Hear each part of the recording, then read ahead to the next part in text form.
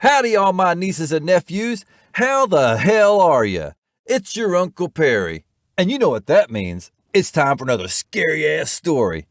Don't forget to subscribe to my channel for more spooky tales like this. Also, like the video and share it with other folks that like scary shit. I appreciate it.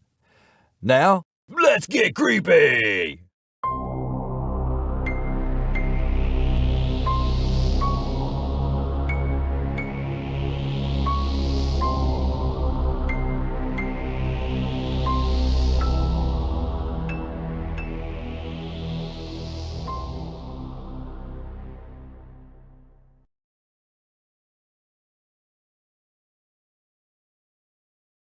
The Not-So-Sweet Beginnings of Valentine's Day by me, Uncle Perry. Valentine's Day has become synonymous with flowers, candy, stuffed animals, and romance. But the origins of the holiday aren't exactly puppy dogs and rainbows. When did Valentine's Day start? There's no exact history of Valentine's Day. There's hunches and theories, but the exact origins of Valentine's Day are dark, bloody, and convoluted. Instead, we're left with the best assumption as to what pagan rituals might have began the tradition and which saint the day is named after. One good place to begin is ancient Rome and the Roman festivity of lupercalia, where men hit on women by, well, literally hitting them. You know how crazy those Romans are. Lupercalia was a huge feast that took place every year from February 13 to February 15. It was a wild, extravagant fertility party. Sort of a barbecue, rave, orgy, BDSM, and animal sacrifices all rolled into one. It began when an order of Roman priests gathered in a sacred cave and sacrificed a goat and a dog. The goat was sacrificed for fertility, and the dog was sacrificed for purification. They then whipped women with the hides of the animals they had just slain.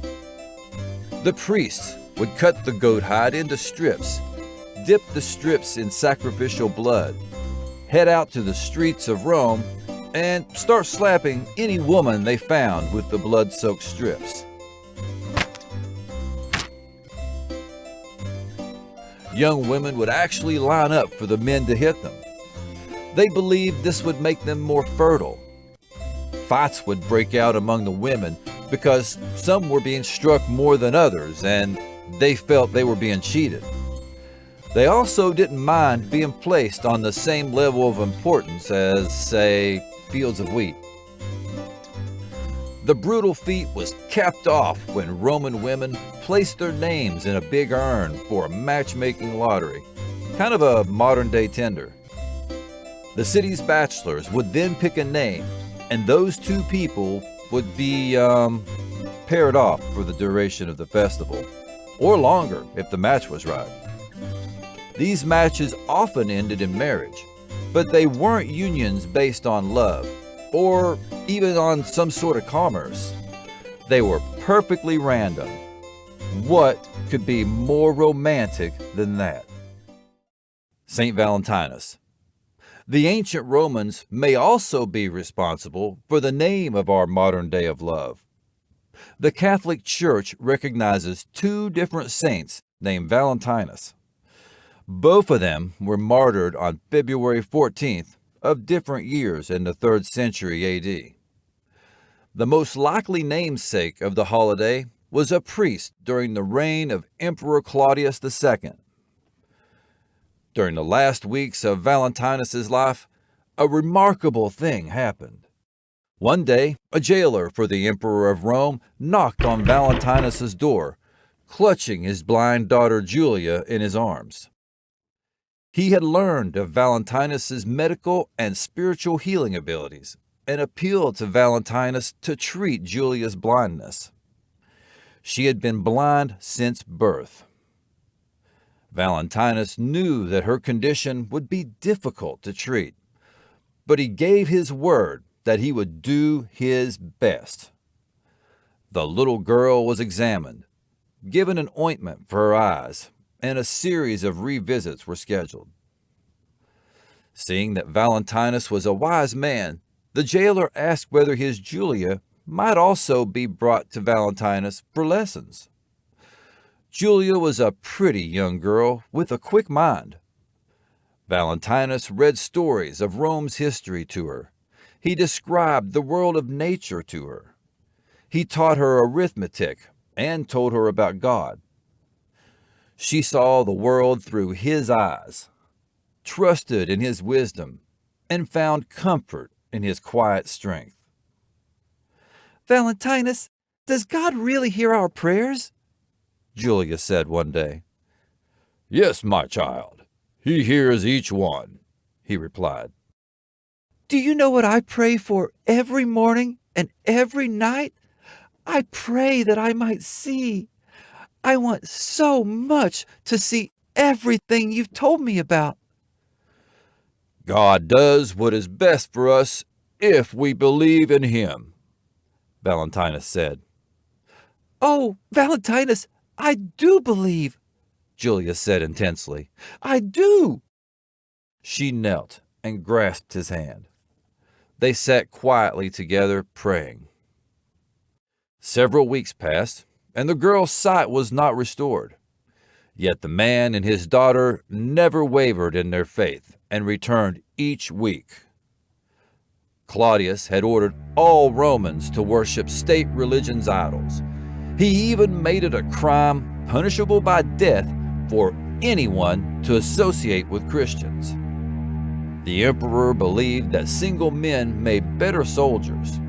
Accordingly, he decided to prohibit young citizens from getting married, ever.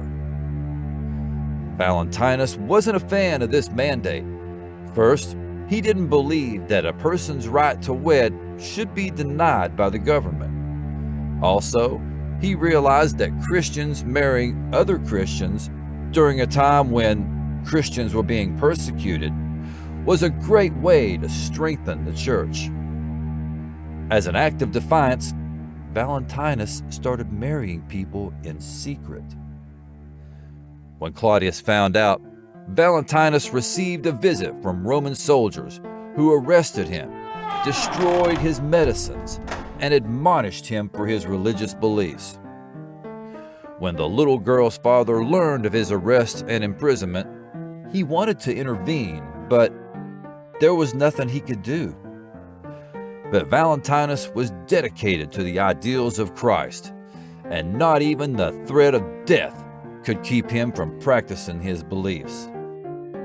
On the eve of his death, Valentinus wrote a last note to Julia, knowing his execution was imminent. Valentinus asked the jailer for a paper, pen, and ink.